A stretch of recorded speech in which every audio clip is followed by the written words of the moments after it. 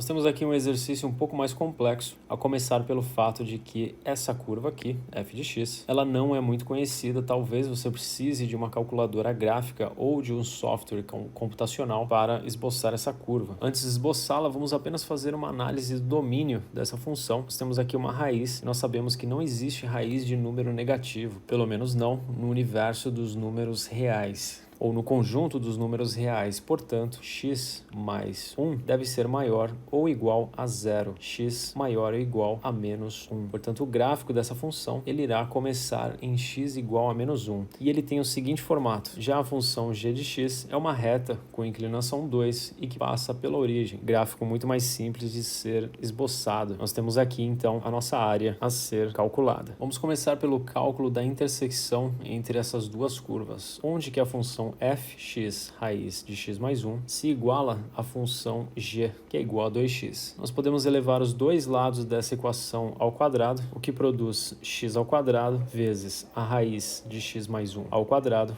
que é igual a 2 ao quadrado, 4 vezes x ao quadrado do lado direito da equação. Portanto, nós ficamos com x ao quadrado vezes x mais 1, dado que a raiz e o quadrado se cancelam, tudo isso igual a 4x ao quadrado. Fazendo a distributiva, nós ficamos com x ao cubo mais x ao quadrado, que é igual a 4x ao quadrado. Passando 4x ao quadrado para o lado esquerdo, x ao cubo menos 3x ao quadrado, que é igual a zero. E colocando x ao quadrado em evidência, x menos 3, nós temos aqui duas equações. Ou o primeiro termo, x ao quadrado é igual a zero, o que produz a resposta x igual a zero, ou o segundo termo, x menos 3, é igual a zero, o que produz x igual a 3. Portanto, nós temos aqui nossos pontos de intersecção de 0 até 3. A integração será dada de 0 até 3. Então vamos lá, vamos partir para a integração. Porém, antes, dando um zoom aqui nesse gráfico, apenas para enxergar exatamente o que está acontecendo, nós podemos ilustrar aqui o nosso retângulo infinitesimal com base dx, o nosso intervalo de integração, a função de cima, a função em laranja, que é a reta, e a função de baixo, que é a função em azul. Sendo assim, o nosso integrando é função laranja menos função azul. Podemos quebrar essa integral em duas. Integral de 0 a 3 de 2x dx, muito mais fácil de ser calculada do que a próxima. Integral de 0 a 3 de x raiz de x mais 1. Integral de 2x é o que nós derivamos, que é igual a 2x, portanto x ao quadrado. E é um x ao quadrado que varia de 0 a 3. Já aproveitando para calcular essa integral, nós temos 3 ao quadrado menos 0 ao quadrado, que é igual a 9. Fica restando então somente a segunda integral.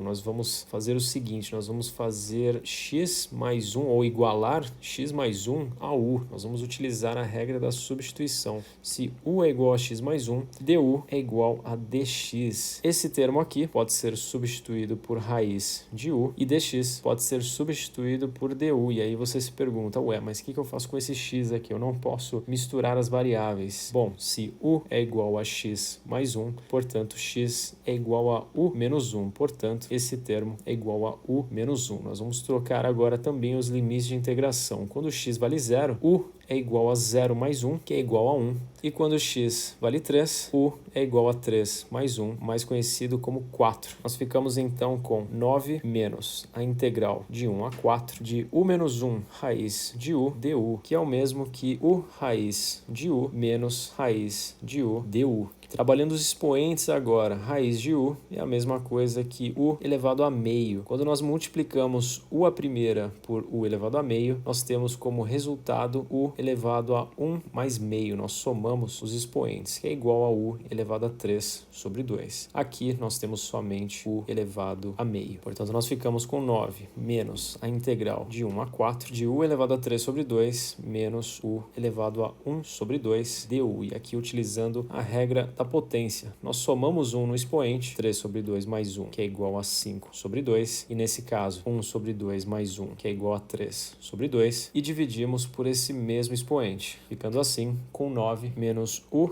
elevado a 5 sobre 2 dividido por 5 sobre 2 menos u elevado a 3 sobre 2 dividido por 3 sobre 2. No caso, a variação de u é de 1 até 4. Dividir por 5 meios é o mesmo que multiplicar por 2 quintos, e também dividir por 3 sobre 2 é o mesmo que multiplicar por 2 sobre 3. Sendo assim, nós ficamos com 9 menos 2 sobre 5, u elevado a 5 sobre 2, menos 2 terços, u elevado a 3 sobre 2, que variam de 1 até 4. Estamos quase no final do exercício. Substituição do limite superior. Nós ficamos com 2 sobre 5, 4 elevado a 5 sobre 2, menos 2 terços, 4 elevado a 3 sobre 2, menos substituição do limite inferior, 2 quintos, 1 elevado a 5 sobre 2, que é igual a 1, menos 2 terços, 1 elevado a 3 sobre 2, que também vale 1. 4 elevado a 5 meios é o mesmo que a raiz quadrada de 4 à quinta, que é o mesmo que a raiz de 2 à décima, que por sua vez é 2 elevado a 5, que é igual a 32. 4 elevado a 3 meios, por outro lado,